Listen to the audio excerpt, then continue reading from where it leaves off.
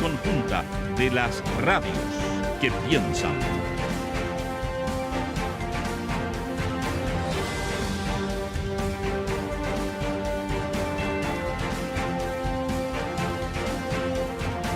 Siete de la mañana con 41 minutos. Seguimos haciendo radioanálisis y ya tenemos en línea a nuestro primer invitado, al ex embajador de Chile en Medio Oriente, Nelson Haddad, y se va a referir al último discurso de Benjamín Netanyahu en la Asamblea General de la ONU. Pero antes de pasar al detalle, saludamos entonces a Nelson Haddad. Nelson, muy buenos días.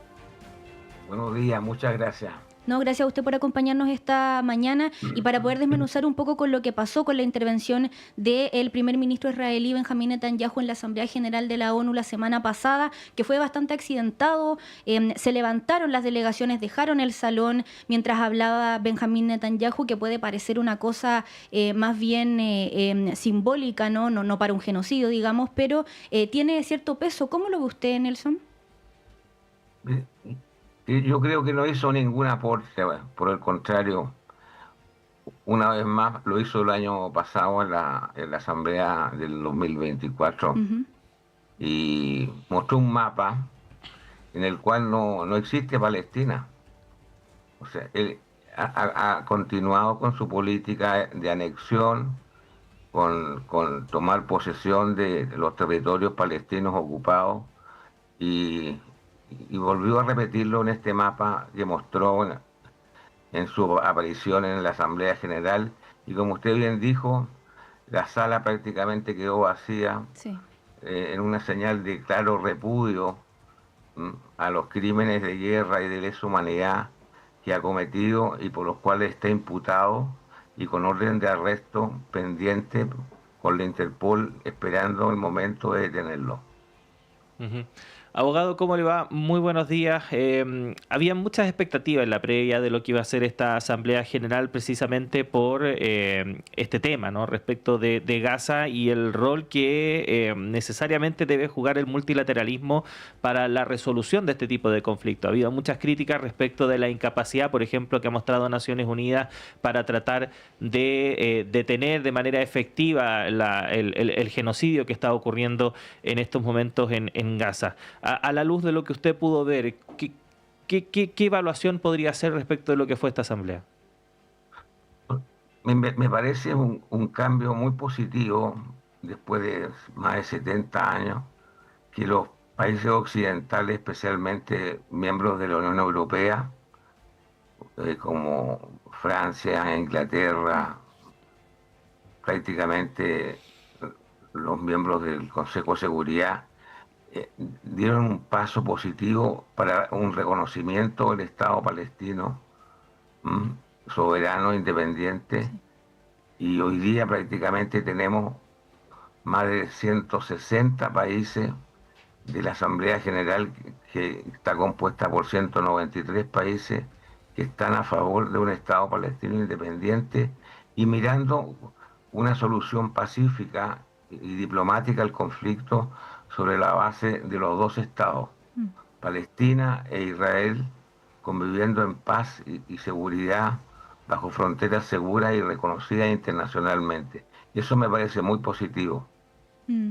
En la instancia, abogado, Benjamín Netanyahu, además de mostrar el mapa sin Palestina, contradijo varias veces a Naciones Unidas en Naciones Unidas, ¿no? Dijo que no había genocidio. De hecho, quiero citar una parte para que escuchen nuestros auditores y auditoras, que si un país comete genocidio no pediría a la población que se alejara del peligro, ¿no? Dijo, ¿acaso los nazis pidieron a los judíos que se fueran? Además negó que fuera Israel quien privara de alimentos a los palestinos, y varias otras aseveraciones, ¿no? Hay también un mensaje potente en que sea Benjamín Netanyahu quien se pare en Naciones Unidas y le hable a las otras naciones, ¿no?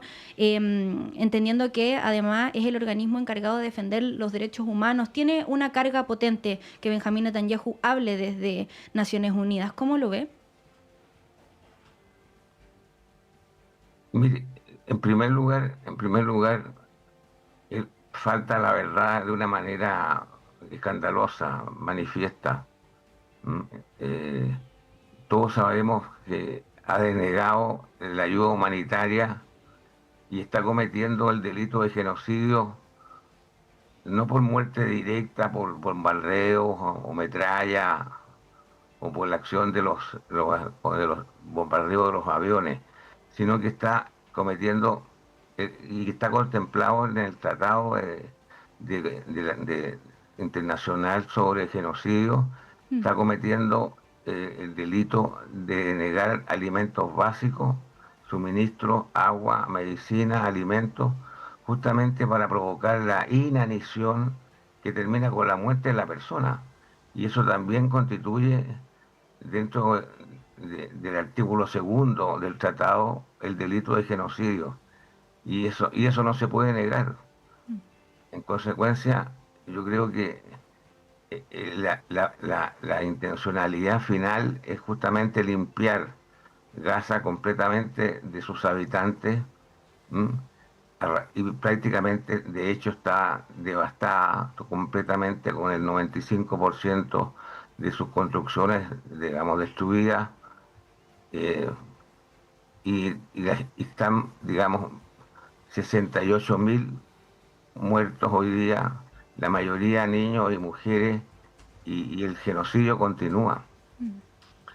Yo tengo la esperanza de que después de la reunión con el presidente Trump van a aprobar un plan de término del conflicto, con la liberación de los rehenes y desde luego con el retiro de las Fuerzas Armadas de Israel de Gaza, y deberían iniciar un proceso de negociación en base a la solución binacional o biestatal que contempla los dos estados. No veo otra solución posible. Ujú. Abogado, uno de los hechos que llamó más la atención durante la exposición que hizo Benjamín Netanyahu ante Naciones Unidas fue esta frase, ¿no? Que uno puede decir, a lo mejor es una bravata, no hay nada concreto detrás de estas palabras, pero bueno, lo dijo. Se señaló que muchos líderes que nos condenan públicamente nos agradecen en privado, y dio el ejemplo del canciller alemán Friedrich Merz, quien lo dijo claramente: Israel hace el trabajo sucio por todos nosotros. ¿Estamos ante una exposición de la realidad, a su juicio, abogado, o es solo una bravuconada, por así decirlo, de Benjamín Netanyahu? Bueno, Alemania ha sido uno de los países que ha cortado el suministro de armas. Decretó un embargo para las armas que estaban destinadas a Israel, porque con esas armas continuaba el genocidio. Así que la verdad es que no le doy ninguna importancia. Yo creo que se encuentra en su máxima debilidad política. Yo creo que no le queda mucho tiempo, pero creo que va más temprano que tarde va a tener que salir del poder, porque ninguna negociación es posible hacerla con un interlocutor como Netanyahu, que tiene la imputación de criminal de guerra, que tiene orden pendiente de la Interpol internacional, y que incluso tuvo que viajar por espacios aéreos distintos para poder llegar a Estados Unidos. No pudo pasar por Francia, no pudo pasar por Inglaterra. En consecuencia, le queda poco tiempo y tiene que ser reemplazado para poder iniciar un proceso de paz creíble, con un interlocutor de buena fe, porque desgraciadamente él no cree en los dos estados, y sus campañas electorales en los últimos 10 años en que ha sido reelegido, su eslogan electoral ha sido: no habrá un estado palestino, y lo ha repetido. En consecuencia, este dirigente tiene que además hacer frente a un juicio por corrupción interna en su país, que ha estado suspendido por justamente invocar que se encuentra en un estado de guerra, y por eso que no puede atender su juicio. De una u otra manera, creo que en el corto plazo Netanyahu debería salir del poder. Estamos conversando con el ex embajador en Chile en Medio Oriente, Nelson Haddad. Quería preguntarle justamente por eso, porque Benjamín Netanyahu decía en su discurso en la ONU y comparaba más bien la creación de un Estado palestino con la creación de un Estado islámico después de los ataques del 9/11. Entonces, con Benjamín Netanyahu a la cabeza de Israel es bien imposible pensar en la salida de los dos estados, ¿no? ¿Y qué tan posible es que salga Benjamín Netanyahu, a pesar de que sea insostenible, como lo plantea usted?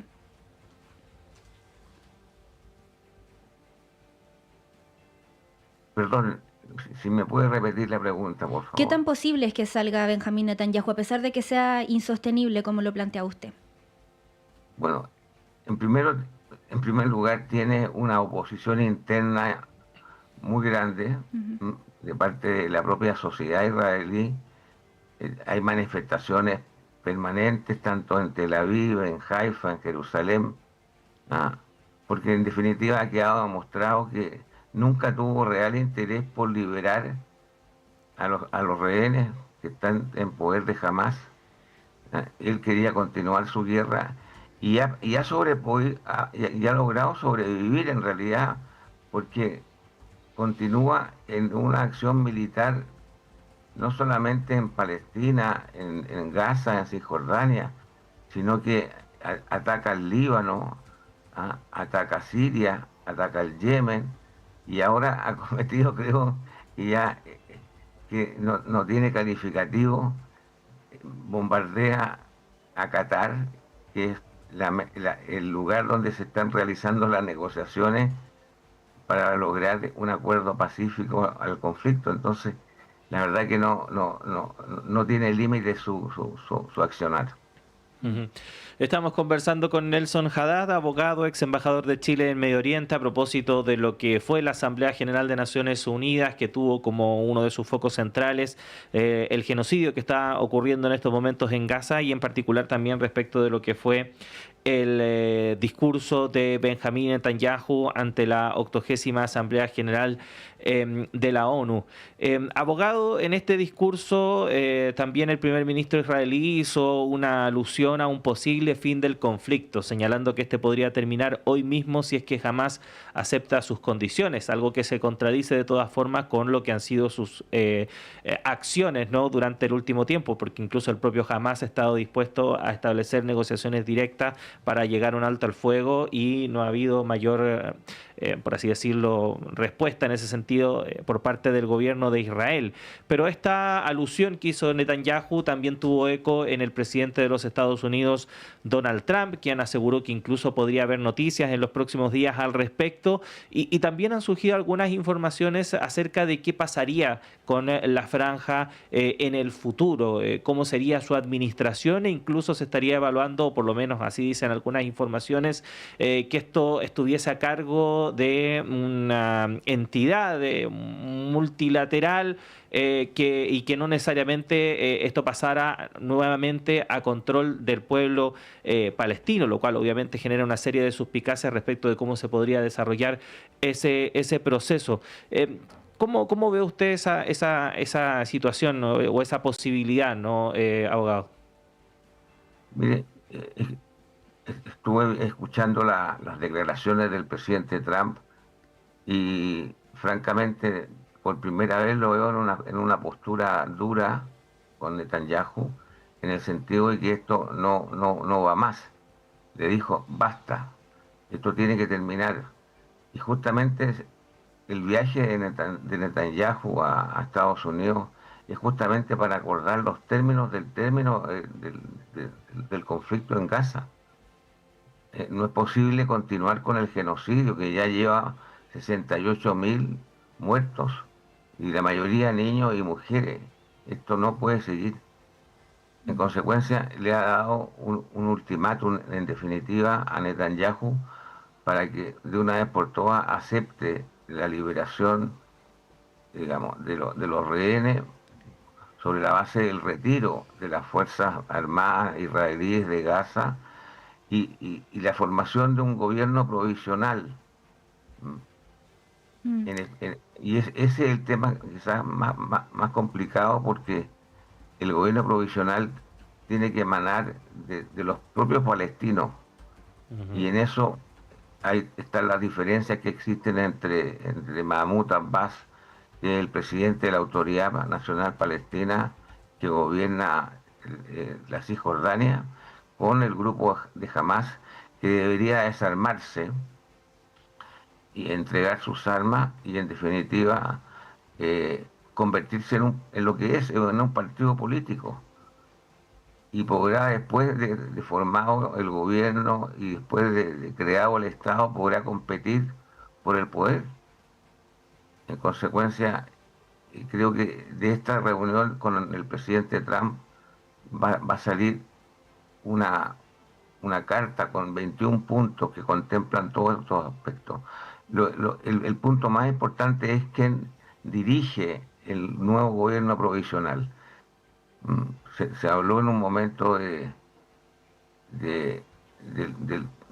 propio Abbas, pero también hay reparos para esa posibilidad, y se está pensando en el que fue primer ministro británico, que podría también encabezar el gobierno. Eso está por verse todavía, pero tiene que haber un camino para conducir a un proceso que termina, y lo más importante es el llamado a elecciones, porque la idea es democratizar, digamos, el gobierno de Palestina y unificarlo, porque no es posible que esté un gobierno en Gaza distinto al gobierno central, que es la Autoridad Nacional Palestina en la Cisjordania y en Jerusalén Oriental.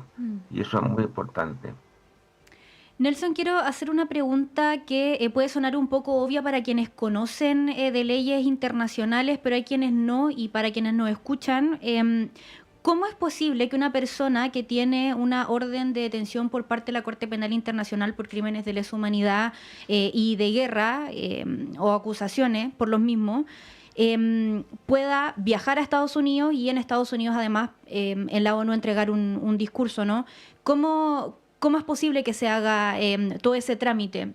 ¿Cómo se le puede explicar a una persona que no conoce nada del tema? Mire, en primer lugar, la razón por la cual puede viajar a Estados Unidos sin temor a que pueda ser detenido por la Interpol, que, como ustedes saben, desde el momento que el fiscal Karim Khan expidió las órdenes de arresto contra el propio Netanyahu y contra su ex ministro de Defensa, Yoav Gallant, ellos son prófugos de la justicia y no pueden ser detenidos en Estados Unidos, porque Estados Unidos no forma parte del Estatuto de Roma, que es el tratado multilateral que creó la Corte Penal Internacional. Esa es la razón. Porque si llegara cualquiera de nuestros países en América Latina, la Interpol lo detendría en el mismo aeropuerto, porque hay una alerta roja en todos los países que forman parte de la Corte Penal Internacional, que son 125, entre América Latina, Europa y algunos países asiáticos. Abogado, nos queda un minuto, pero a propósito de ese mismo tema, está esta orden de detención ya dictada en contra de Benjamín Netanyahu, obviamente por el cargo que actualmente ostenta el primer ministro israelí. Es poco probable de que se puedan dar las condiciones para que efectivamente esta orden de detención se concrete. Pero una vez fuera del poder Benjamín Netanyahu, que deberá pasar en algún momento, ¿qué expectativas tienen, ¿no?, respecto de cómo pueda avanzar finalmente este proceso? Mire, quiero recordarle que él había anunciado un viaje a Argentina, Sí.